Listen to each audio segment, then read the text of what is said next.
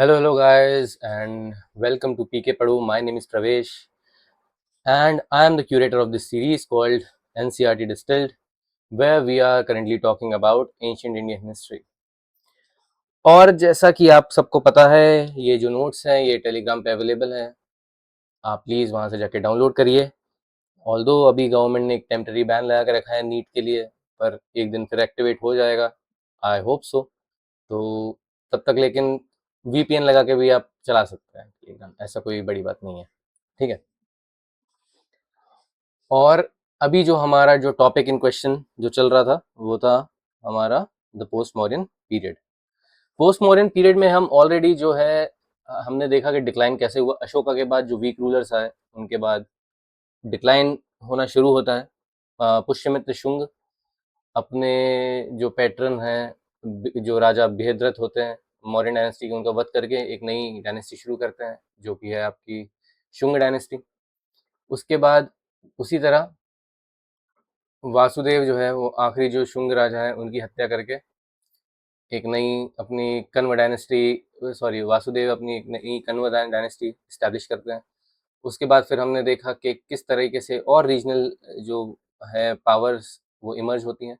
उसमें से सतवाहन एक थे, और सतवाहन के बाद इक्ष्वाकुस आते हैं। इक्ष्वाकुस हमने लास्ट लेक्चर में ही डिस्कस कर लिया था, क्योंकि छोटा टॉपिक है, ज़्यादा बड़ा टॉपिक नहीं था, इसलिए मैंने वहाँ डिस्कस कर दिया था। बेसिकली अगर हम बात करेंगे तो शुंगास कानवास, उसके बाद हमें सतवाहन पढ़ना चाहिए जो कि हम आज पढ़ेंगे। और उसके बाद फिर इक्ष्वाकुस आते हैं। तो आप समझदार हैं, आप रिलेट कर सकते हैं, मैंने आपको क्लियर कर दिया। तो अगर आप वो सीरीज देख रहे हैं तो आप कनवास के बाद आप इक्ष्वाकुस कंप्लीट कर लीजिए लेक्चर में, अगर आप वीडियो देख रहे हैं तो कंप्लीट करने के बाद। लेकिन जब आप पढ़ेंगे इसे, पढ़ने के लिए आप पहले सतवाहन को पहले प्रेफर करें पढ़ने के लिए। ओके, उसके बाद फिर आप इक्ष्वाकु की तरफ जो 1 या 1.5 पेज के, जो 2 पेज के नोट्स थे वो आप पढ़ लीजिए। तो आपको उस हिसाब से रिलेट हो जाएगा, क्योंकि हमें जो एडमिनिस्ट्रेशन है, जो इक्ष्वाकुस ने जो एडमिनिस्ट्रेशन फॉलो किया था, वो basically it was taken from the ideas of Satavahanas. Alright guys, तो चलिए हम शुरू करते हैं। एंड प्लीज़, अगर आपने अभी तक सब्सक्राइब नहीं किया है चैनल को तो आप प्लीज़ सब्सक्राइब करिए। मैं इसी तरह के वीडियोस लाता रहूँगा, कोशिश करूँगा। और ये पूरी सीरीज़ हम पूरी सीरीज़ ख़त्म करेंगे एंशिएंट इंडियन हिस्ट्री, ताकि आपको जो एनसीईआरटी वाला पार्ट है स्पेसिफिकली, वो आपको कहीं और से ना पढ़ना पड़े। आप बस ये लेक्चर्स देख सकते हैं जब भी आपको कहीं पे भी कुछ फाउंडेशन में कुछ इशू आ रहा है, आपको कुछ चीज़ समझ में नहीं आ रही है, बेसिक जो इश्यूज़ हैं वो नहीं आ रहे हैं समझ में, तो आप यहाँ से कवर कर सकते हैं उसे। बार बार जाके आपको एनसीईआरटीज अलग अलग क्लासेस की नहीं पढ़नी पड़ेगी। ऑलराइट, आप सिर्फ एक एक नोट्स में, एक रनिंग नोट्स में वो उसके थ्रू पढ़ सकते हैं, या फिर आप एक वीडियो देख के आप समझ सकते हैं जिस हिसाब से मैं आपको बता रहा हूँ। ठीक है गाइस, तो ये हमारा लेक्चर 21 है इस सीरीज का, इसका नाम है द सतवाहन्स। ऑलराइट, तो क्या होता है जब कनवा डायनेस्टी भी वीक होना शुरू होती है, जैसे हमने यहाँ देखा था। कनवास का एक मैप होगा, देखिए ये है आपकी कनवा डायनेस्टी। जब ये वीक होना शुरू होते हैं, और तो यहाँ से साउथ से एक नया पावर इमर्ज होता है और ये इतना हिस्सा कंट्रोल कर लेता है। ये यहाँ पे मैंने आपको इक्ष्वाकु समझाए थे, ये इतना इंपॉर्टेंट नहीं था, अभी अभी के लिए नहीं है। ये यहाँ पे पूरा हिस्सा कवर कर लेते हैं। कलिंग अलग हो चुका है अभी, और ये वाला हिस्सा है। ठीक है, तो सतवांश ये वाला एक नया एम्पायर लेके आते हैं विथ पैरेलल टू, ये आप मान लीजिए parallel to the Kanva dynasty. उसी के पैरेलल आपका सतवाहन डायनेस्टी इमर्ज होना शुरू होती है साउथ में, जो साउथ वाला हिस्सा था अशोकन एरा का। और ये बड़े होते होते जो आपके पास फाइनली जो कन्वर्ट आपके सतवाहन डायनेस्टी पहुंचती है, वो इस तरीके से पहुंचती है। ये गुजरात का हिस्सा भी है, महाराष्ट्र है इनके पास, Karnataka, Andhra, some part of Tamil Nadu, alright, Telangana, then some part of Chhattisgarh, Madhya Pradesh, some part of Rajasthan. इतना बड़ा एरिया ये लोग कवर कर लेते हैं। Satavahana dynasty emerge in 230 BC to 220 AD। ठीक है, इतने साल इन्होंने राज किया, करीब करीब 390 साल इन लोगों ने राज किया। The Satavahans were the most important indigenous power of the Deccan during the post-modern period, and this was the specific reason that I wanted to do Satavahans separately, क्योंकि एक बहुत ही इंपॉर्टेंट टॉपिक बन के आ जाता है। जो इसके राजा भी हैं, जो और जो ये अपना वर्क छोड़ के गए हैं, बहुत इंपॉर्टेंट बन जाता है। They succeeded the Mauryas in the Deccan region. According to the Purans, They ruled for nearly 300 years. All right. They acted as a political and cultural bridge between the north and the south because they had the access to the Vindhya mountains. Or Vindhya mountains used to be the uh, middle place, you can say, between the north and the south. अगर आप Vindhya mountains cross करते वहां से north India और south India का separation होता है, Vindhya mountain से हम कैलकुलेट करते हैं। तो क्योंकि वो उस एरिया को भी कवर करते थे, वो एरिया भी उनके अंडर आता था। ये मान लीजिए आप जो नर्मदा वैली है पूरी की पूरी, तो इसलिए यहाँ पे ने ब्रिज बोला गया है नॉर्थ और साउथ के कल्चर्स के बीच में। एंशियंट नेम क्या थे इनके? इनके और भी नाम थे सतवाहंस के, और भी तरीके से बोला जाए, सतवाहंस तो था ही, आंध्राज भी बोला जाता था, आंध्र भृतिया और अंध्र अंधराजतीय, ये दो और नाम है इनके, तो ये इंपॉर्टेंट हो जाता है, आंध्र भृतीय और आंध्र जातीय। आंध्र से कोई जाति इमर्ज हुई तो आंध्र जातीय हो गए, आंध्र भृतीय आंध्र प्रदेश के सेवक, ठीक है, तो आंध्र भृतीय नाम हो गया। तो इस तरीके से ये इनके और भी कुछ नाम है। ओरिजिन क्या है इनका? एग्जैक्ट होमलैंड है जो वो आइडिया नहीं है, पर आंध्र प्रदेश में ही माना जाता है, ठीक है, यहीं से इमरजेंस माना जाता है इनका। Some historians place their origin in Andhra Pradesh. Okay. Other considers the Western Deccan, Maharashtra as their original homeland. एक थ्योरी आई थी कुछ साल पहले, करीब 6 साल पहले की बात है, कि एक थ्योरी आई थी कि जो आपका विदर्भ वाला रीजन है, यहीं से दो बड़ी जो आपकी डायनेस्टीज है उसका इमरजेंस होता है, एक सतवाहंस का और एक इक्ष्वाकुस का, क्योंकि पैठन रीजन जो है वो वहीं से पड़ता है, प्रतिष्ठान जो है वो वहीं पड़ता है उसी रीजन में, तो इसलिए वो एक थ्योरी आई थी, पर obviously it is a theory, तो हमें उसका ज़्यादा ध्यान नहीं देना चाहिए। फाउंडर फाउंडर इसके सिमुक, सिमुक जो है, Simuka, he is the founder of Satavahanas and he established Satavahana power after decline of Mauryan authority in the Deccan. जब मौर्यंस जैसे वीक होने लग गए, जैसे जो पैन इंडिया पावर जो बनाई थी वो एक्चुअली अशोका ने बनाई थी। ये वाली जो पावर है, ये इतना बड़ा जो रीजन है, ये वाला जो कॉन्कर किया गया है, ये अशोका द्वारा किया गया था। अब ये क्या हुआ, जब वीक होने लगे अशोका के जाने के बाद, वो जो वीक रूलर्स आने लगे, जैसे दशरथ आया, उसके बाद आखिरी में बृहद्रथ आते हैं, तब जाके मगध सिर्फ इतना सा रह जाता है, यानी मौर्यन एम्पायर सिर्फ इतना सा रह जाता है, और कुछ कुछ हिस्सा जो इंपॉर्टेंट वगैरह है वो इस कवर कर लेता है, यानी उसका इन्फ्लुएंस रहता है वहाँ पे। लेकिन जैसे यहाँ पे ये वाला एरिया है पूरा, ये पूरा एलिमिनेट हो जाता है, उसके कंट्रोल से बाहर चला जाता है मॉरियंस के, और यहाँ पे जो रीजनल पावर्स है वो इमर्ज होना शुरू होती है। यहाँ से फिर आपका सतवाहंस की कहानी स्टार्ट होती है। He was succeeded by his brother Krishna या कान्हा, ठीक है। अपनी कैपिटल क्या थी? प्रतिष्ठान, पैठन महाराष्ट्र में है ये, अभी हम बात कर रहे थे, हो सकता है कि वहीं से उनका इमरजेंस जो है वो शुरू होता है। और एक है अमरावती जो आंध्र प्रदेश की कैपिटल है आज के टाइम पे, ठीक है, वो एक इनकी कैपिटल थी। वैदिक रेफरेंस कहाँ मिलते हैं हमें? आत्रेय ब्राह्मण एक किताब है आपकी, उसमें इन्हें जो है सेज विश्वामित्र के वंशज माना गया है। इंपॉर्टेंस क्या है इनकी? They are the first major empire of the Deccan after the Mauryas, unified large parts of the peninsular India, जो पेनिसुला का हिस्सा है पूरा आपका, डेक्कन प्लेट्यू वगैरह हो गया, आपका वेस्टर्न घाट हो गया, ये वाला हिस्सा जो है पूरा इन लोगों ने अपने अंडर लिया। Served as a link between the northern and southern political traditions. अब कुछ इसके इंपॉर्टेंट जो रूलर्स हैं उनकी बात करते हैं। तो सतकर्णी वन, इन्हें लॉर्ड ऑफ दक्षिण पथ कहा जाता है, लॉर्ड ऑफ दक्षिण पथ। हमने दक्षिण पथ आपको समझाया था, दक्षिण पथ कहाँ से पूरा जाता है, कर्नाटका से होते हुए मथुरा तक जाता है, और मथुरा से एक्सटेंड होते हुए फिर आप उत्तर पथ पे जुड़े जाते हो मथुरा में, और फिर आगे जाते हो तक्षशिला या गांधार तक। ओके, तो उसका इन्हें लॉर्ड कहा जाता था, यानी भगवान है एक तरीके से दक्षिण पथ का जो एरिया है उसके पूरे, क्योंकि पूरा का पूरा एरिया कंट्रोल करा जाता था सतवाहन के द्वारा। और सतकर्णी वन ने अपनी पावर इतनी एग्जर्ट करी थी कि बिना उन्हें टोल दिए आप दक्षिण पथ के तरफ अंदर आ सकते हो, यानी जो आपका पासेस है, बुरहानपुर पास या पाल घाट है, जो ये वाले जो पासेस है जहां से आप अंदर आ सकते हो, आप यहाँ से अंदर नहीं आ सकते थे। और इस तरह अगर आप ईस्ट साइड में देखेंगे तो अरिका मेडू भी, आरकोट, अरिका मेडू, ये एक इंपॉर्टेंट पासेस बन जाते हैं जो जिससे आप अंदर आ सकते हैं किंगडम में, तो आप अंदर एंटर नहीं कर सकते थे बिना इनकी इनके, यानी इतना स्ट्रॉन्ग होल्ड इनका इतना स्ट्रॉन्ग था, वहाँ पे बिना टोल दिए आप नहीं निकल सकते थे। ये conquered the western Malwa, MP में जो है आपका, अनूप, नर्मदा वैली, ये भी एमपी का पार्ट है, विदर्भ, बेरार, ये महाराष्ट्र का रीजन है आपका, इस एरिया को पूरा कॉन्कर करा इन्होंने।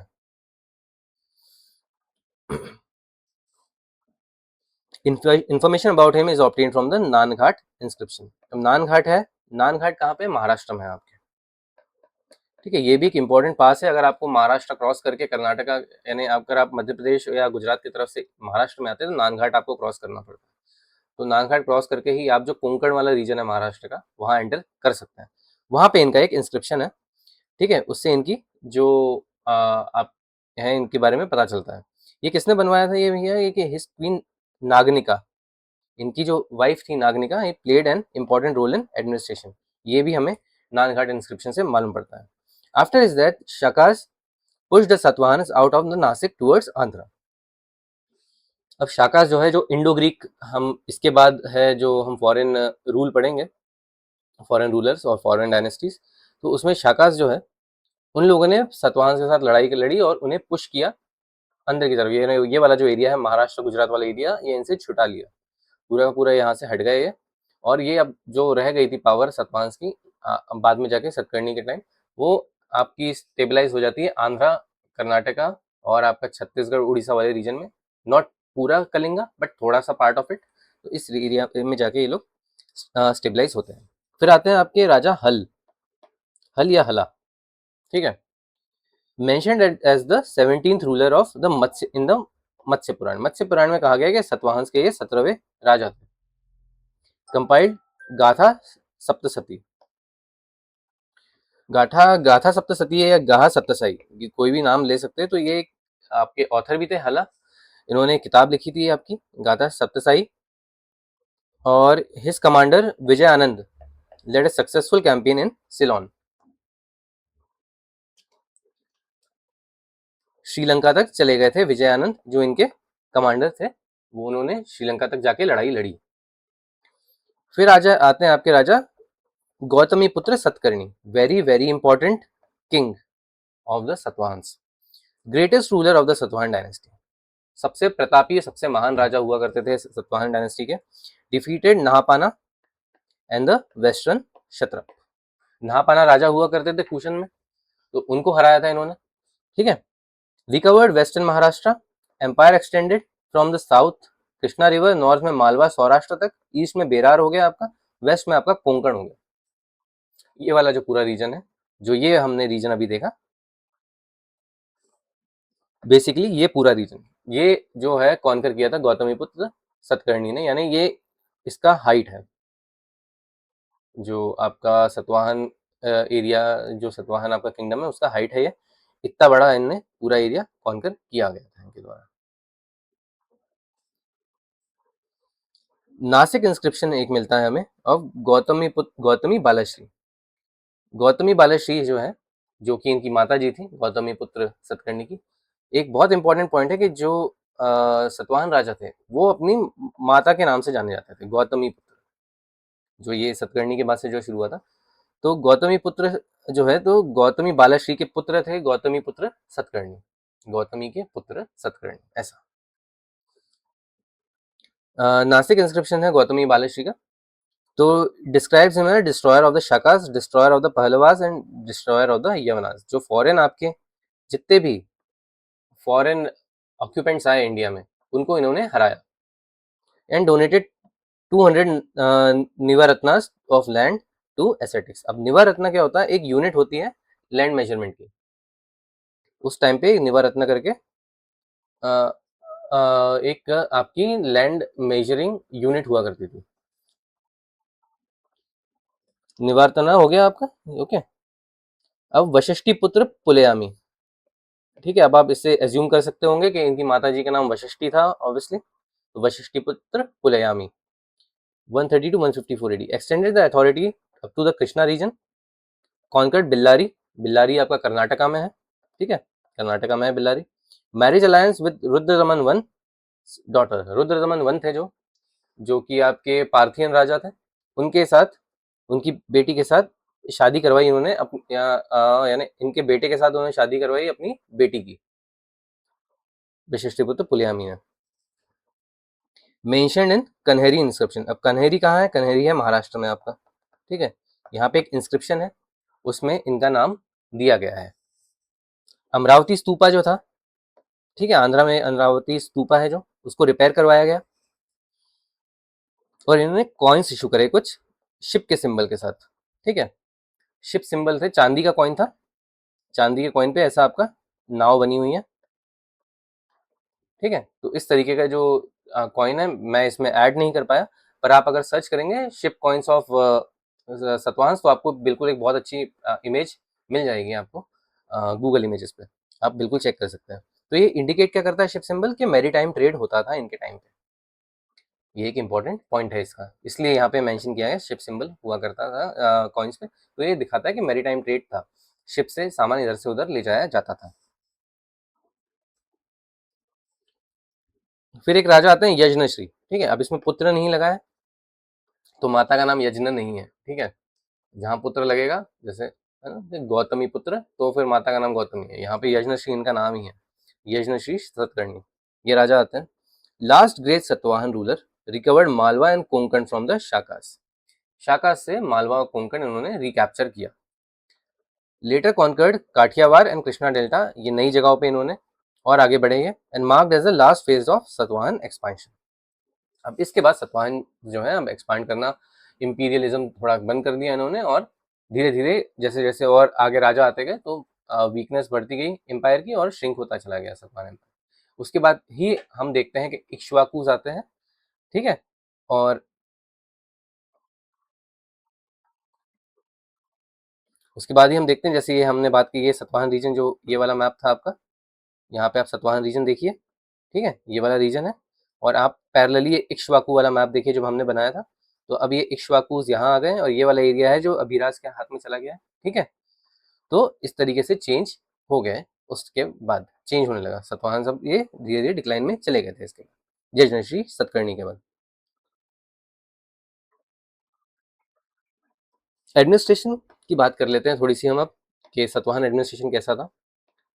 किंगशिप जो थी तो वो धर्मशास्त्र फॉलो करती थी। धर्मशास्त्र है वैदिक रिलीजन जो हमने बात करी थी, ऋग्वेद वगैरह है जो, ये धर्मशास्त्र में आते हैं, मनुस्मृति, ऋग्वेद, जो आपकी किताबें हैं वो, और रिलीजन में आ जाता है ये वैदिक religion. King was regarded as the custodian of dharma, पूरा जो धर्म है उसका जो एक साम्राज्य है वो चलाना, उसको वहां पे उसका निर्वाहन करना और पूरी प्रजा को पालना, ये कर्तव्य होता था राजा का। ये एक्सेप्टेड बात थी और ये उन्हें लेके चलना पड़ता था। You can not defy your duty, आप अपना धर्म छोड़ के नहीं जा सकते। Kings were compare to Ram, Bhim, Arjun, ठीक है। यानी यहाँ पे जो है आपका बहुत सारे पुराण वगैरह में अगर इनका मेंशन है तो यहाँ पे इस तरीके से। अब कुछ इनकी एडमिनिस्ट्रेटिव यूनिट्स हुआ करती थी, क्या थी वो, तो आहारा जो है डिस्ट्रिक्ट को आहारा कहा जाता है। महामात्रा सीनियर एडमिनिस्ट्रेटिव ऑफिसर, जो आपके महामात्राज पाली में होते हैं, संस्कृत में महामात्र हो जाते हैं, ठीक है। तो उस तरीके से ये था। अमात्य मिनिस्टर और ऑफिशियल, और गौलमिका, गौलमिका आपके rural administrator and military commander होते थे gaulmika. Gaulmika is an very important term, याद रखिएगा इसे। प्रोविंशियल एडमिनिस्ट्रेशन की कुछ बात करते हैं, तो kingdom was divided into administrative units, छोटे छोटे एडमिनिस्ट्रेटिव यूनिट्स थे, जैसे कि आपका साउथ हो गया, ठीक है, साउथ में आपका आंध्रा एक रीजन हो गया, ठीक है, बेरार एक रीजन हो गया, सौराष्ट्र एक रीजन हो गया। तो इस तरीके से छोटे छोटे यूनिट्स में डिवाइडेड था। Govern by civil and military governors. Military जो थी इनकी, अब 1 lakh infantry, 2000 cavalry, 1000 elephants, very good military. उस रीजन के हिसाब से काफ़ी पावरफुल मिलिट्री है, क्योंकि बाकी जो राज्य थे वो इतने बड़े नहीं थे, इतने डेवलप नहीं थे। इन्फेंट्री का मतलब होता है इतनी पॉपुलेशन आपके हाथ में होनी चाहिए, उस टाइम इतनी पॉपुलेशन थोड़ी होती थी जगहों पे, पर इतनी पॉपुलेशन इनके हाथ में थी, ठीक है। मिलिट्री टर्म्स जैसे कुछ, एक है कटका, कटक का मतलब होता है मिलिट्री कैंप, जो कैंप है आपका जहाँ से आप लड़ाई इनिशिएट करोगे, जहाँ पे आप जाके स्टेबलाइज होगे, अपनी पूरी की पूरी फौज लेके जाओगे, वहां रुकोगे, उसे कटक कहा जाता है। और स्कंदवरा, स्कंदवरा का मतलब होता है मिलिट्री इंकैंपमेंट, युद्ध के बीच में जब रात को रुका जाता था उसे इंकैंपमेंट कहा जाता है, तो मिलिट्री इंकैंपमेंट को स्कंदवरा कहा जाता है। अब कुछ फिडुशरीज की बात कर लेते हैं, कुछ इंपॉर्टेंट पोस्ट जो सतवाहन ने बनाई थी या उनके टाइम पे जो एग्जिस्ट करती थी, इंपॉर्टेंट जो आपकी अथॉरिटीज होती थी, तो वो क्या क्या है। तो raja highest grade fiduciary could mint coins, इनको ये याद रखिएगा, ये एक इंपॉर्टेंट पॉइंट है कि इनको ये अधिकार था, सतवाहंस में सिर्फ राजा को ही अधिकार था। जैसे हमने बहुत सारी जगह देखा ना कि श्रेणीज जो होती थी, गिल्ड्स होते थे, उनको भी अधिकार था कि वो अपने कॉइन्स पब्लिश कर सके। हमने नोटिस किया है, मॉरियंस में भी हमने नोटिस किया है। उसके बाद फिर हमारे शुंगास का पीरियड आया, उसमें भी हमने नोटिस किया है। हमने अर्लियर जो मौर्यन से पहले थे, आपके शिशुनाग थे और हैरियन थे, हमने यहाँ भी नोटिस किया है। ठीक है, वैदिक काल में भी हमने बहुत सारी जगहों पर नोटिस किया है कि भाई जो गिल्ड्स थी, जैसे जो मंसूर का मैंने आपको एग्जांपल दिया था, मंसूर में जो इंस्क्रिप्शन मिलता है, तो उसमें भी ये बताया गया श्रेणीज को अधिकार था कि वो अपने कॉइन्स मिंट कर सके। लेकिन सतवाहन किंगडम में सिर्फ और सिर्फ राजा के पास ये अधिकार था कि वो कॉइन मिंट करने की परमिशन दे। कोई भी गिल्ड या कोई भी श्रेणी जो है वो कॉइन मिंट नहीं कर सकती थी। इंपॉर्टेंट पॉइंट बन जाता है ये। एक है टर्म आपका महाभोज, पावरफुल लोकल चीफ। अब जो कंट्रोल था, जो लोकल लेवल पे था, वो महाभोज के अंडर होता था। सेनापति मिलिट्री चीफ हो गया आपका। महारथी इन्फ्लुएंशियल फिड्यूशरी, ठीक है, he must be someone who had a lot of wealth, या फिर घोड़े, रथ, हाथी वगैरह हो जिनके पास, ठीक है, या एक छोटी आर्मी यूनिट हो अपनी पर्सनल, वो लोग महारथी होते थे। ठीक है, mahatalavara, mahatalavara was a local military chief, someone who rules a local area, है ना, लॉ एंड ऑर्डर जो चलाते थे लोकल एरिया का, देवर महातलवार। लैंड ग्रांट्स, तो tax free villages granted to Brahmans Buddhist. हम देखते हैं कि टैक्स फ्री जो विलेज है वो दिए जाते थे, ब्रह्मदेय कहा जाता है, जो ब्राह्मण्स को दिया जाता है उसे ब्रह्मदेय कहा जाता है। ठीक है,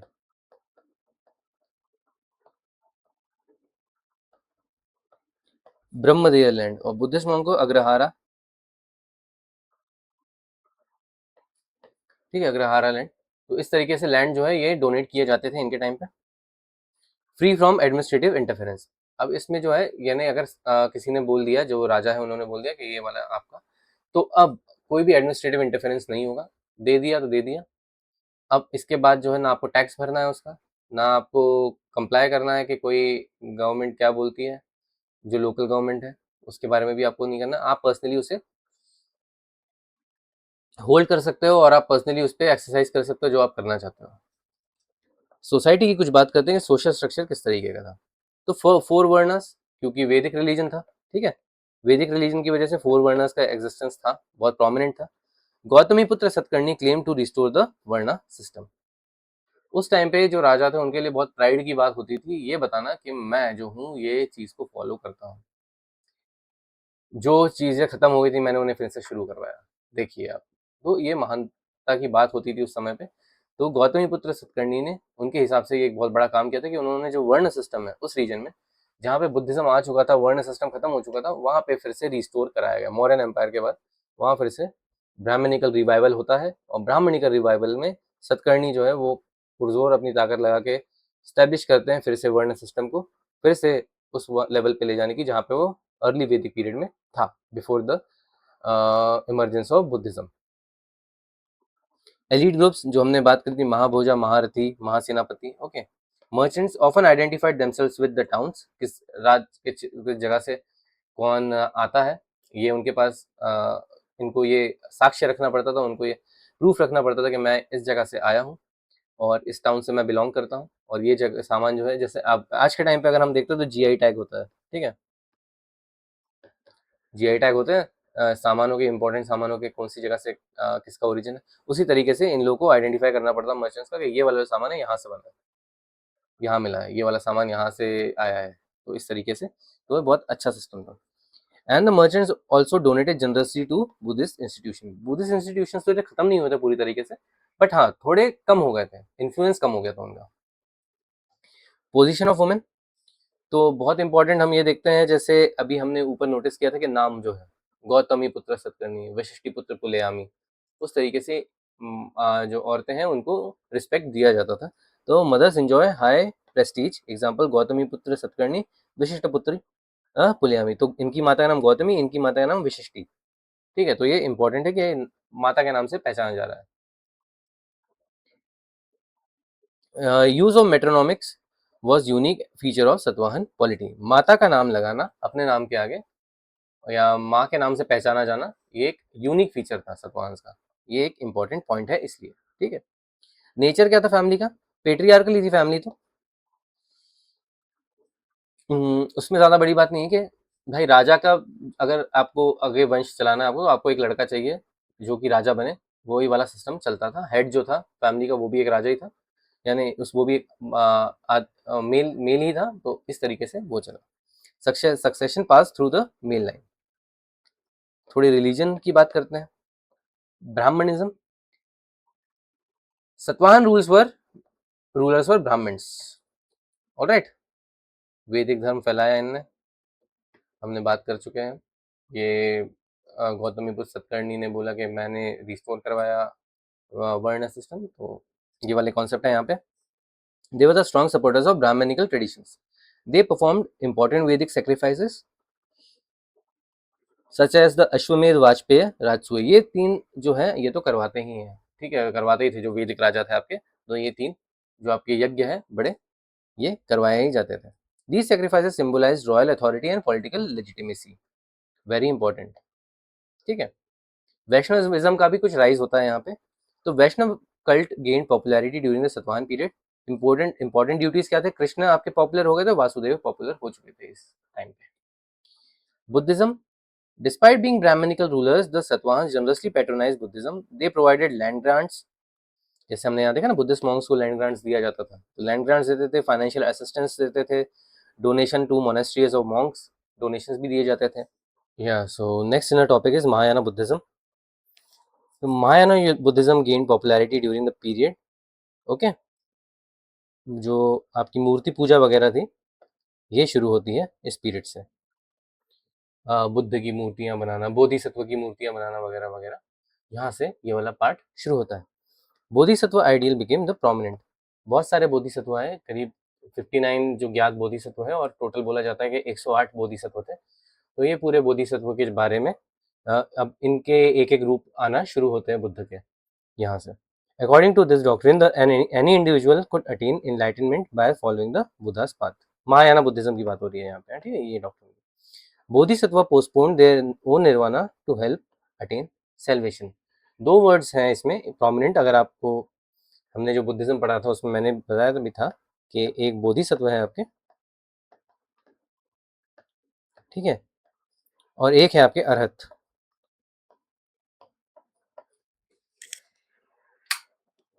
तो अब क्या होता है कि बोधिसत्व, अरहत वो होते हैं जो बोध बन जाते हैं, यानी इन लोगों को निर्वाण की प्राप्ति हो जाती है, और ये बुद्ध बन जाते हैं। और बोधिसत्व कौन होते हैं? बोधिसत्व वो होते हैं जो अपना अरहत होना छोड़ के दूसरे बीइंग्स की मदद करते हैं, दूसरे लोगों की मदद करते हैं, ताकि वो लोग निर्वाण प्राप्त कर सके। तो इसलिए बोधिसत्व को जो है अरहत से ऊपर का दर्जा दिया गया है। Social base of Buddhism. Social base क्या हुआ करता था बुद्धिज्म का, जो अब यहाँ पे जो आपके एलिट्स हैं, ठीक है, सतवाहन पीरियड में, वो उन लोगों ने तो वैदिक धर्म अपना लिया है, ठीक है, वो लोग तो वैदिक धर्म फॉलो करते हैं। जो आपके राजा हैं और आपके जो बाकी ऊंचे लेवल के जो ऑफिसर्स हैं, वो लोग अब बोधि यानी सॉरी वैदिक धर्म फॉलो करते हैं। तो अब जो है, अब बुद्धिज्म किन लोगों के लिए बचता है? अब बुद्धिज्म बचता है आम जनता के लिए, ठीक है। तो Mahayana Buddhism became particularly popular among merchants, artisans and urban groups. जो आम जनता रहती थी वो लोग अभी भी बुद्धिज्म ही फॉलो कर रहे थे, और बाकी जो एलिट्स थे, राजा महाराजा थे, ये लोग वैदिक धर्म फॉलो करने लगे थे। मेजर बुद्धिस्ट सेंटर इस टाइम के सतवाहन पीरियड की बात करेंगे हम तो अमरावती, ठीक है, यहाँ पे एक बुद्धिस्ट स्तूपा है और आर्टिस्टिक सेंटर भी था। अमरावती में बहुत सारा हमें आर्ट मिलता है बुद्धिज्म से रिलेटेड। उसके बाद आपका नागार्जुन कोंडा हो गया। नागार्जुन कोंडा है, ये वही है जो हमने लास्ट टाइम इश्कोवाकू की जो कैपिटल थी नागार्जुन कोंडा, जो है आपकी विजयपुरी, वही उसी की बात हो रही है यहाँ पे। तो ये इक्ष्वाकुस के आने के पहले की बात हो रही है, और लेकिन इक्ष्वाकुस के टाइम पे भी ये काफी प्रोमिनेंट बुद्धिस्ट सेंटर था। नासिक, यहाँ पे बुद्धिस्ट केव्स मिली है, ठीक है, अजंता और अलोरा की केव्स, अगर आपको याद है, पता है, अगर हम आर्ट एंड कल्चर पढ़ेंगे जब अच्छे से, जब हम उसे कवर करेंगे, अगर मुझे मौका मिलता है तो, अगर वो पढ़ाने का, तो उसमें हम देखेंगे अजंता की गुफाएं। अजंता की गुफाओं में बहुत ही प्रोमिनेंस हमें मिलता है बुद्धिस्ट आर्ट का, ठीक है, बोधिसत्व की आपके स्कल्पचर्स और म्यूरल्स वगैरह मिलते हैं वहाँ पे। बहुत ही एक इंपॉर्टेंट सेंटर है वो। इसमें मुझे अजंता लिखना चाहिए था, अजंता केव्स। तो ये ग्रुप ऑफ केव्स है, काफी सारी गुफाएं हैं यहाँ पे, और हर गुफा का अलग प्रोमिनेंस है।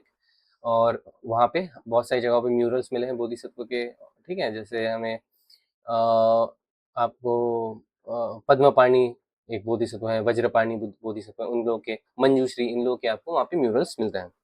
जुन्नार करके एक जगह है, ठीक है, इंपॉर्टेंट बुद्धिस्ट केव सेटलमेंट है यहाँ पे।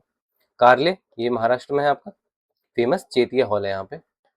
चेतिया हॉल वो होते थे जैसे जो बड़े बड़े हॉल्स रहते थे रेस्ट करने के लिए, जो not sorry not for rest, for ध्यान लगाने के लिए जो बड़े हॉल्स होते थे उन्हें चेतियास कहा जाता था। रिलीजियस फीचर्स, महायाना की बात हो रही है यहाँ पे, ठीक है, महायाना और आपका जो ब्राह्मणिज्म है, जो ये दोनों का जो सिस्टम चला, तो ये इसके रिलीजियस फीचर्स सतवाहन पीरियड के किस तरीके थे। तो को एग्जिस्टेंस था आपका ब्राह्मणिज्म और बुद्धिज्म दोनों में। वैष्णविज्म बढ़ रहा था साउथ में, आपने देखा कृष्ण की पूजा होना शुरू हो चुकी थी। महायाना बुद्धिज्म का राइज था यहाँ पे।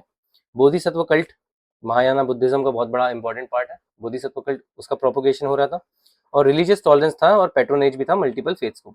उन्होंने मंदिर भी बनवाए, मंदिर बनवाने के लिए भी ये वैदिक अपने यज्ञ करने के लिए भी स्टेट का पैट्रोनेज था, और रिपेयर वगैरह किया उन्होंने, स्तूपास बनवाए कुछ कुछ, तो ये भी करवाया सातवाहन ने।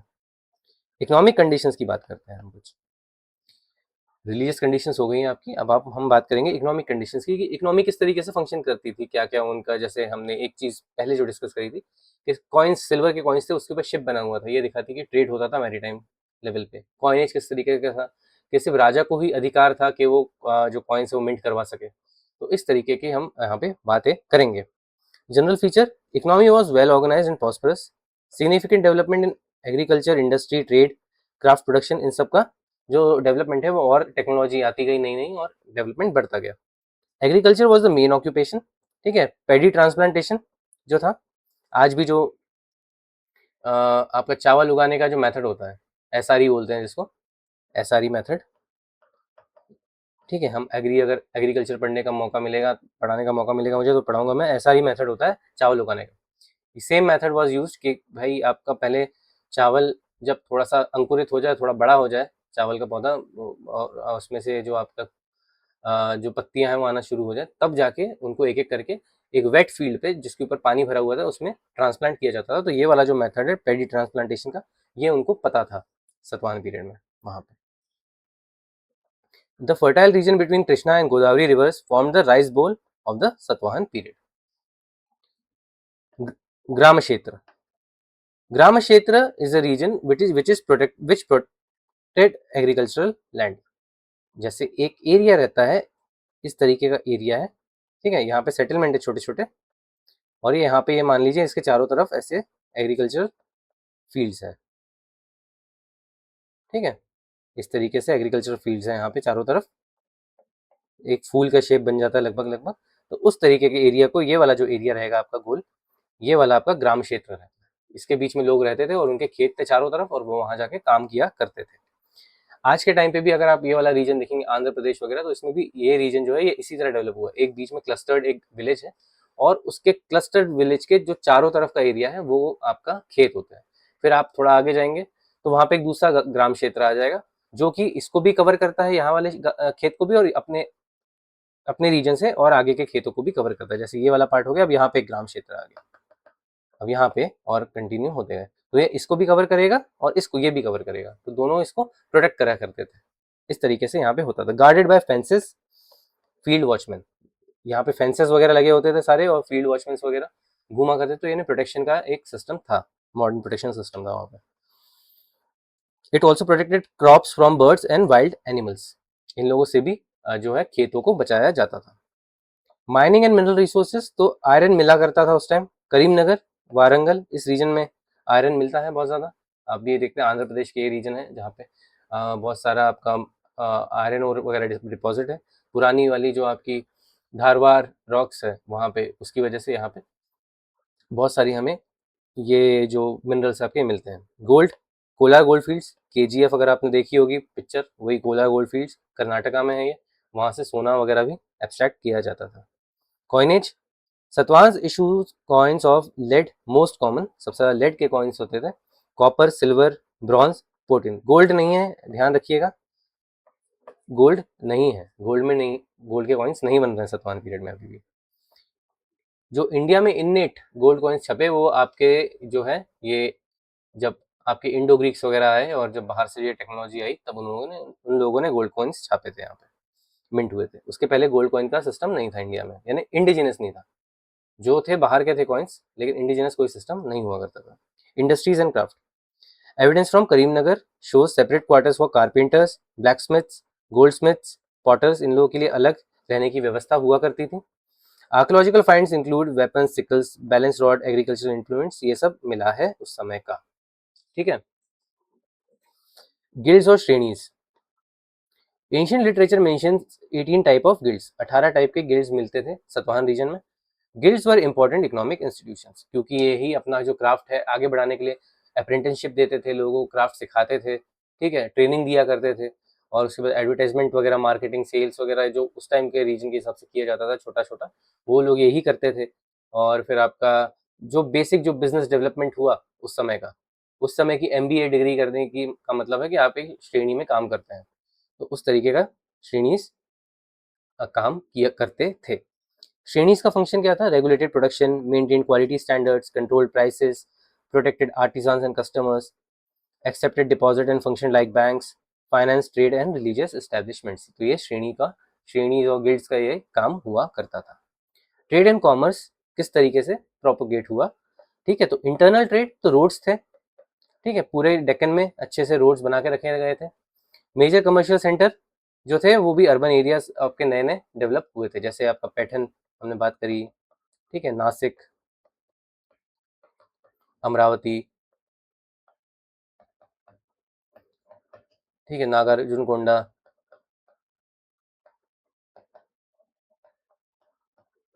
तो ये आपके कुछ अच्छे जो अर्बन सेंटर से ये डेवलप हुए वहां पे। Coastal trade, commercial activities flourish along the eastern coast, Kaveripattinam और ताम्रलिप्ति। ताम्रलिप्ति आपका जो है ये आपका बंगाल में पड़ता है, ठीक है।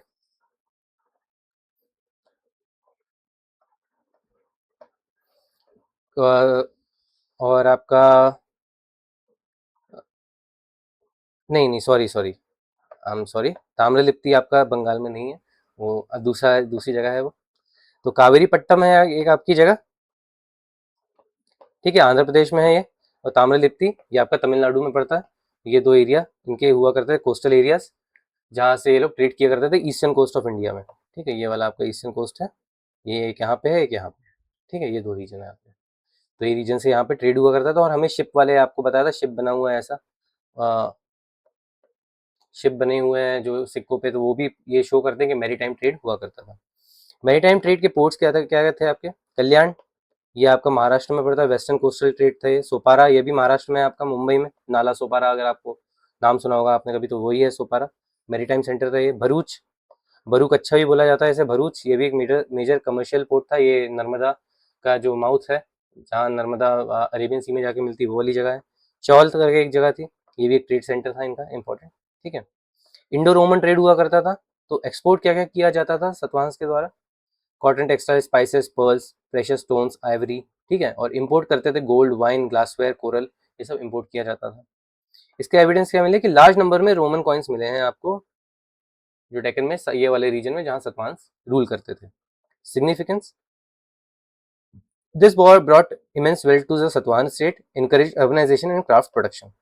ओके गाइस, अब ये हमारा वो वाला पार्ट इकोनॉमी का खत्म होता है। अब हम बात करेंगे थोड़ा आर्ट एंड आर्किटेक्चर की, कि किस तरीके से जो आर्ट है फ्लरिश हुआ अमरावती में। जैसे स्तूपा देखे हमने, बुद्धिस्ट सेंटर्स डेवलप हुए कुछ, उसके बाद हमने देखा कि भाई रॉक कट केव्स जो है हमारी अजंता की है, ठीक है, अजंता, कारले, कन्हेरी, ठीक है, जुन्नार, इस तरीके की जो रॉक कट केव्स वगैरह हैं ये डेवलप हुई। ओके, तो हम इसकी बात करेंगे। जनरल फीचर्स क्या है? बुद्धिस्ट आर्किटेक्चर काफी आगे बढ़ा, development of rock cut caves, construction of stupas, monastery and chaityas, ये बने, ठीक है। कन्हेरी में जैसे हम चैत्या की बात करी हमने, तो चैत्यास एंड विहार, चैत्या क्या होता है? बुद्धिस्ट प्रेयर हॉल होता है या प्लेस ऑफ वर्शिप, ये चैत्या होता है। विहार क्या होता है? बुद्धिस्ट मोनेस्ट्री होती है और रेसिडेंस होता है मॉन्क्स का, ये विहार होता है। तो ये वर्ड्स याद रखिएगा, इंपॉर्टेंट है, ठीक है। कारले या Karla, most renowned example of Satavahana Buddhist architecture. तो यहाँ पे एक ग्रेट चैत्य हॉल है, जिसका ये डायमेंशन है आपका, काफी बड़ा हॉल है, ठीक है, 40 × 15 × 15 मीटर में है ये। ठीक है, तो इतना बड़ा इन्होंने हॉल बना के रखा है कार्ले में, ये केव है बेसिकली, ठीक है। और वहाँ पे तो उसमें ये आपको एक चैत्य मिलता है। नासिक में केव्स मिली है, 3 इंपॉर्टेंट विहार मिले हैं नासिक में, ठीक है। विहार मतलब जहाँ पे बुद्धिस्ट लोग रहा करते थे, आराम करते थे, बुद्धिस्ट मॉन्क्स, वो विहार होता है। कंटेन्स इंस्क्रिप्शन ऑफ नहापाना, गौतमी पुत्र सतकर्णी, ठीक है। इन लोगों के जो है आपको वहाँ पे इंस्क्रिप्शंस मिलते हैं नासिक केव्स में। अमरावती के stupa, one of the greatest Buddhist monuments of ancient India, sculptures depict scenes from the life of Buddha. Amravati stupa इसलिए भी प्रोमिनेंट है क्योंकि ये मार्बल का बना है। बाकी जहाँ पे आप हमने देखा कि सांची स्तूपा जैसे ब्रिक्स का बना है, उसके बाद स्टोन कवरिंग है, ये मार्बल का है, तो इसलिए व्हाइट का मार्बल, तो इसलिए प्रोमिनेंस इसका थोड़ा बढ़ जाता है। इसका भी ये डायमेंशन लिखे हुए हैं, कहीं अगर लोकल किसी एग्जाम वगैरह में आ गए तो उसके लिए मैंने यहाँ मेंशन कर दिया है, पेपर आपकी एनसीईआरटी में ही मेंशनड है ये, ठीक है। Amravati school of art develop हुआ इस समय पे। हम ऑलरेडी गांधार पढ़ चुके हैं, गांधार स्कूल ऑफ आर्ट, है ना, थोड़ा सा हमने पढ़ा था गांधार स्कूल ऑफ आर्ट के बारे में। उसके बाद में मथुरा भी पढ़ा। अब ये एक और इंडिजिनस स्कूल है, ये थोड़ा सा ये मिक्स स्कूल है, Gandhara school of art. Mathura totally indigenous school है, पूरा इंडिया में डेवलप हुआ। अमरावती स्कूल ऑफ आर्ट भी पूरी तरह से इंडिया में ही डेवलप हुआ। तो इसमें फीचर्स क्या है, व्हाइट लाइमस्टोन के स्कल्पचर्स होते थे इसमें, जहाँ पे ग्रे शिज्म करके पत्थर है जो है वो आपका गांधार में यूज होता था। मथुरा में आपका रेड सैंडस्टोन यूज होता था, यहाँ पे आपका व्हाइट लाइमस्टोन यूज होता है, चूने का पत्थर, या अच्छे से थोड़ा सा कैल्सिफाइड या तो हो जाता है, तो मार्बल ही हो जाता है वो लगभग, तो वो मार्बल वाला वैसा पत्थर यूज हुआ है यहाँ पे। नरेटिव पैनल्स होते थे यहाँ पे, इलेबोरेट नरेटिव पैनल्स होते थे, कहानियां बताई जाती थी पैनल्स के ऊपर, कार्व किया जाता था कहानियों को, उस तरीके से कहानियां समझाई जाती थी। फिर जातक की कथाएं उसके ऊपर इंग्रेव की जाती थी। इवेंट्स बुद्धा के लाइफ के, और आर्टिस्टिक रिफाइनमेंट था वो काफ़ी काफ़ी डीप था, इनके पास जो टूल्स थे वो काफ़ी अच्छे थे, और काफ़ी अच्छे से इन लोगों ने पैनलाइज किए हुए हैं सारी स्टोरीज को, जो स्तूपा है उसके चारों तरफ। फिर एक जगह है नागार्जुन कुंडा, ठीक है, ये इक्ष्वाकुस हमने बात करी थी, उनकी कैपिटल विजयपुरी, वही वाला रीजन नागार्जुन कुंडा का। तो इक्ष्वाकुस ने इसे पॉपुलराइज किया, फ्लरिश करवाया। यहाँ 24 बुद्धिस्ट मोनेस्ट्रीज मिली है नागार्जुन कुंडा में। Also contain some of the earliest Brahmanical brick temples in the south India. Important point, alright guys, कि ये लोग जो है, although they were themselves they used to follow Vedic religion, but they were also patrons to Buddhist art, ठीक है। तो Buddhism का जो आर्ट एंड आर्किटेक्चर है कि उन लोगों की मॉन्क्स वगैरह की जो है मदद करनी है, और किसी के ऊपर इम्पोज नहीं करना है अपना रिलीजन, दूसरी बात ये हो गई। फिर उसके बाद चेत्यास बनाना, विहार बनाना, वे केव्स बनाना इन लोगों के लिए, स्तूपास डेवलप करना, या अगर कोई स्तूपा है तो उसको रिफाइन करना और उसको फिर उसका रिपेयर करना उसको, तो ये सारी चीजें इन लोगों ने करी, इश्कवाकुज ने भी और सतवाहंस ने भी। टेराकोटा आर्ट मिलता है हमें कुछ जगहों पे, जैसे कोंडापुर करके एक जगह है हैदराबाद के पास, ठीक है, आंध्रा में। तो वहाँ पे टेराकोटा के फिगर और मोल्ड्स वगैरह मिलते हैं हमें, जिससे यानी टेराकोटा मोल्ड ऐसे जिससे टेराकोटा के फिगर बनाए जा सके, क्ले को उसमें पोर करके।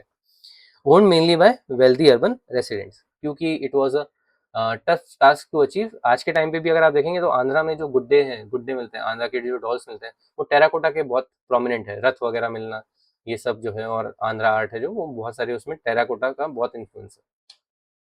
आइवरी क्राफ्ट, आइवरी होता है हाथी दांत, हाथी के जो दांत होते हैं आपके, दैट इज आइवरी, ठीक है। तो उसका भी क्राफ्ट हुआ करता था उस रीजन में। कर्नाटका वाला जो रीजन है, आंध्रा वाला जो रीजन, मैक्सिमम टाइम्स अगर हम बात कर रहे हैं तो यहाँ पे हम कोंकण और कर्नाटका की बात करें, यहाँ पे हाथी बहुत मिला करते थे उस समय, ठीक है। आज भी बहुत मिलते हैं, कर्नाटका सबसे ज़्यादा हाथी है पूरे देश में, कर्नाटका में। तो उस टाइम पे भी बहुत हाथी मिला करते थे। तो आइवरी आर्ट जो है ये काफ़ी फ्लरिश हुआ उस रीजन में। Satavahana ivory objects have been found in Rome, Afghanistan. This indicates flourishing international trade. Rome और अफगानिस्तान में जो आइवरी के जो आर्ट है, जो यहाँ सतवाहन पीरियड के हैं, वो वहाँ पे मिले हैं, ठीक है गाइस। तो आर्ट एंड आर्किटेक्चर का पार्ट भी हमारा होता है। हम लैंग्वेज की थोड़ी बात कर रहे थे कि लैंग्वेज किस तरीके से, कौन सी भाषा बोली जाती थी उस समय। तो उस समय जो मेजर भाषा थी आपकी प्राकृत ही थी। जो अभी हमारी जो रीजनल लैंग्वेजेस है, कन्नड़ा, आपकी तेलुगु, टुलु और मराठी, और ये वाली जो भाषा है गोंडी वगैरह, ये सब इतनी डेवलप, गोंडी वगैरह होगी तो ट्राइबल एरियाज में होगी, बट ये वाली भाषा इतनी डेवलप नहीं थी। Prakrit was the common language in the urban regions. Okay, and it was also the official language of Satvans. Inscriptions जो मिले हैं प्राकृत में मिले हैं, ठीक है, प्राकृत भाषा, ब्रह्मी स्क्रिप्ट। स्क्रिप्ट हमारी कॉमन थी, ब्रह्मी। संस्कृत लिखी जाए चाहे प्राकृत लिखी जाए, हम लिखते उसको ब्रह्मी में ही थे। देवनागरी इतनी डेवलप नहीं हुई थी उस समय। इंपॉर्टेंट लिटरेरी वर्क्स, तो हला का आपका गाथा सत्साई, ठीक है, गाथा सप्तशती या गाथा सत्साई, और गुणाध्याय का गुणाध्याय है ये उनकी बृहत कथा, गुणाध्याय की बृहत कथा, ये दो एक इंपॉर्टेंट लिटरेरी वर्क्स हमें मिलते हैं। हाला सबसे इंपॉर्टेंट क्योंकि वो खुद राजा भी थे और उन्होंने एक किताब लिखी थी, तो इसलिए वो इंपॉर्टेंट हो जाता है। गाथा सप्तशती, ठीक है, कलेक्शन ऑफ 700 प्राकृत वर्सेस। सप्त का मतलब होता है 7, शती का मतलब होता है 100, सप्तशती, ठीक है, शतक बोलते हैं ना शती, तो इसलिए वहां से तो गाथा सप्तशती है, तो 700 प्राकृत वर्सेस का है। किसकी बात करते हैं? लव, सोसाइटी, डेली लाइफ, इनके बारे में बात करते हैं ये प्राकृत वर्सेस। फिर बृहत कथा, बृहत कथा भी एक इंपॉर्टेंट बुक है, ये उस समय का एक रीजनल डेवलपमेंट की बात करता है, उस रीजन का। तो one of the most celebrated literary works of the ancient India, influenced by later Sanskrit and regional literature. जो वहाँ का रीजनल लिटरेचर है उसको इसने काफी इन्फ्लुएंस किया। संस्कृत का भी कुछ प्रमोट करता है, क्योंकि कुछ वर्ड्स जो है आप देखते होंगे आज के टाइम पे भी, अगर आप देखेंगे कि कुछ वर्ड्स जो संस्कृत में है, सेम वर्ड्स आर इन आपके तेलुगु भाषा, एंड सम से a few words are similar in Kannada, a few words are similar in Marathi as well। तो ये जो है, तो इस तरीके से संस्कृत का भी इन्फ्लुएंस होता है इस पे, क्योंकि वैदिक रिलीजन तो था ही obviously, and they used to speak Sanskrit, तो उसका इन्फ्लुएंस इस रीजन में जो रीजनल लैंग्वेज है उसके डेवलपमेंट में भी आता है। ठीक है गाइस, अब हम आखिरी है हमारा कि डिक्लाइन किस तरीके से हुआ सतवाहन का। Weak successor after Yajnashri Satakarni, यानी इतने वीक रूलर आया यज्ञश्री सतकर्णी के बाद कि हम उनका नाम भी नहीं लेते। अगर आपने ऊपर नोटिस किया होगा, हमने आखिरी में जो आखिरी राजा की बात करी हमने यहाँ पे, वो यज्ञश्री सतकर्णी ही थे। उसके बाद हम बात ही नहीं करते कि और कौन सा राजा आया और कैसे क्या हुआ। फिर आपके और रीजनल पावर्स डेवलप होना शुरू हो गए, और जो ज्यादा इन्फ्लुएंस हुआ इसके बाद जो हुआ वो फॉरेन पावर्स का आया। बाकी जो पावर्स है, जैसे जो हमने सबसे पहले देखा था कि सतवाहन जो है यहाँ पे अभिराज आ गए, यहाँ पे आपके इक्ष्वाकुस आ गए, तो उसके बाद इतना डेवलपमेंट होता ही नहीं है सतवाहन के बाद, यज्ञश्री सतकर्णी के बाद। Rise of powerful powerful local fiduciaries, Ikshvakus, ठीक है, वो सतवाहन के ही फिड्यूशरी थे। अभिहारस, ये भी सतवाहन के फिड्यूशरीज थे। फिड्यूशरीज मतलब इनके सामंत, इनके लिए काम किया करते थे। इनको एक रीजन दे दिया गया था कि आप इसे लोकल रीजन पे गवर्न करिए, तो यही ज्यादा पावरफुल हो गए बाद में, और उन्होंने अपना एक एम्पायर बना लिया। Revival of western Kshatrapa power, Indo Greeks आ गए वहां पे, ठीक है, इंडो ग्रीक्स आ गए, उन्होंने रिवाइवल करना शुरू कर दिया फिर से। जब जब तक आपका मौर्यन एम्पायर था वहां पे, तब तक तो दूर थे उस एरिया से, पर जैसे ही मौर्यन आपका एम्पायर वीक हुआ, तो इन लोगों को वापस एक मौका मिल गया, और बहुत सारे एक साथ आ गए। इंडो ग्रीक्स आ गए, फिर उसके बाद आपके साकाज आए, फिर आपके पार्थियंस आए, और उसके बाद फिर आपके कुशंस आए, सब लोग आ गए इस तरफ तुरंत। एडमिनिस्ट्रेटिव डिसेंट्रलाइजेशन हुआ, जो मैं जैसे बता था कि छोटे छोटे रीजन बांट दिए। गाँव का एक आपका अलग महाभोजका करके तो आपका एक अथॉरिटी हुआ करती थी, उसके हाथ में पावर आने लग गई। अब कुछ गांव हैं जहाँ पे ज्यादा प्रोडक्शन होने लगा, तो वो गांव पावरफुल होने लग गए, ग्रुप ऑफ गांव, तो महाभोजका के पास पावर आ गई, वो भी अपनी अपना पावर जो है उसको इन्फ्लुएंस करने लगा वहाँ के एरिया को। तो इस तरीके से डिसेंट्रलाइजेशन हुआ, इसने भी बहुत ही ज्यादा डिक्लाइन जो हुआ आपका सतवांश का, इसका भी बहुत बड़ा हाथ है। छोटे छोटे पावर रीजन्स क्रिएट हो गए, पॉलिटिकल फ्रेगमेंटेशन भी हुआ। सक्सेसर स्टेट क्या थे इसके? इक्ष्वाकुस बात कर चुके हैं हम, अभिहारास ये भी बात कर चुके हैं, चूटूस करके थे, और कुछ और रीजनल पावर्स भी थे, वो भी डेवलप हुए। लेगेसी क्या छोड़ के जाते हैं? First major empire of the Deccan, very important. Deccan में इससे पहले इतना बड़ा एम्पायर कभी नहीं देखा था। जो थे, अगर डेक्कन, अगर आप नीचे की तरफ देखेंगे, जो टिप है ऑफ इंडिया, उसमें चेरा चोला एंड पांड्यास, दीज वर दे। उसके अलावा और कौन था? फिर पूरा का पूरा मौर्यंस का था। तो सबसे पहली बार डेक्कन में एक पावर किसी ने कंसोलिडेट करी, तो उन्होंने सातवाहंस ने करी थी। Linked north and south India politically and culturally, promoted trade, urbanisation, craft production, patronised both Brahmanism and Buddhism, दोनों को कंट्रीब्यूट किया, and contributed significantly to the Indian art, architecture and literature. Amaravati school of art वगैरह develop हुआ। इसमें अगर आप चाहें तो एक और पॉइंट जोड़ सकते हैं, ठीक है, provided high Prestige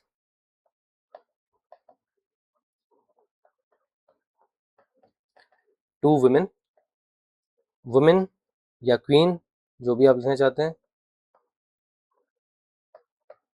adding their names, मेट्रोकोनिम्स बोलते हैं जिन्हें हम, adding their names before as a prefix, ठीक है। तो एक ये पॉइंट आप लिख सकते हैं चाहे अगर इसमें जोड़ना चाहें तो, ठीक है। तो इसके साथ गाइस हमारा ये वाला पार्ट खत्म होता है सतवाहन का। मैंने आपको एडमिनिस्ट्रेशन बताया, रिलीजन बताया, ठीक है, यहाँ का आपको सोसाइटी बताई, फिर आपको ट्रेड एंड कॉमर्स इकोनॉमी बताई पूरी, उसके बाद फिर मैंने आपको इनका लास्ट में जाके आर्ट एंड आर्किटेक्चर बताया, और फिर हमने डिक्लाइन की बात करी, और इस तरह से पूरा सतवाहन का हमारा एक पार्ट खत्म होता है। ऑलराइट गाइस, अब जो है ये हमारा, मैंने जो है जो पूरा आपका टोटल जितने भी हमने डायनेस्टीज की बात करी, ठीक है, उसका मैंने आपके लिए एक होमवर्क रखा है, इसमें मेरे को कुछ नहीं करना, मैं आपको ऑलरेडी मैप दे चुका हूँ, आपसे पॉइंट आउट करिएगा या ये सब जोड़ के ये सारी जगह है उस पर मार्क कर लीजिएगा।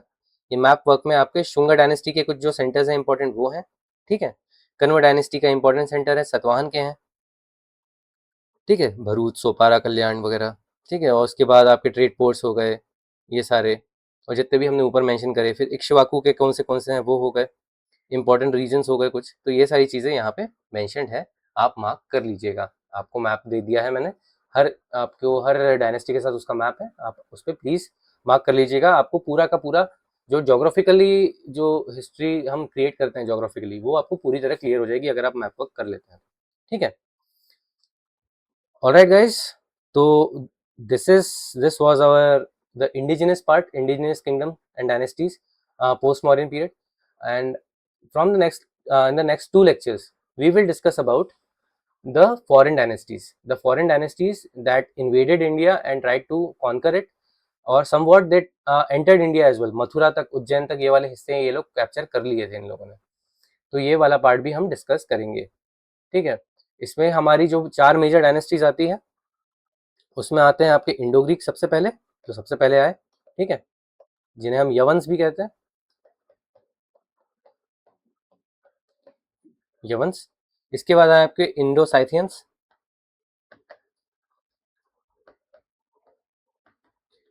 ठीक है, इन्हें हम बोलते हैं साकाज। इसके बाद आपके आए थे इंडो पार्थियंस,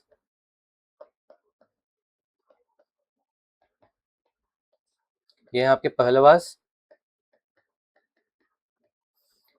और इसके बाद आएंगे आपके जो नेक्स्ट आखिरी आते हैं वो है कुशंस। ऑलराइट गाइस, तो ये चार लोगों की बात करेंगे।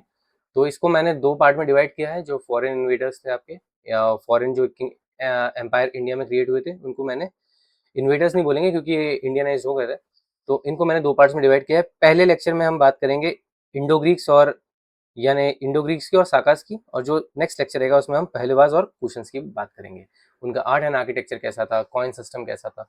Apparently they were the first people who brought the technology to make indigenous gold coins in India.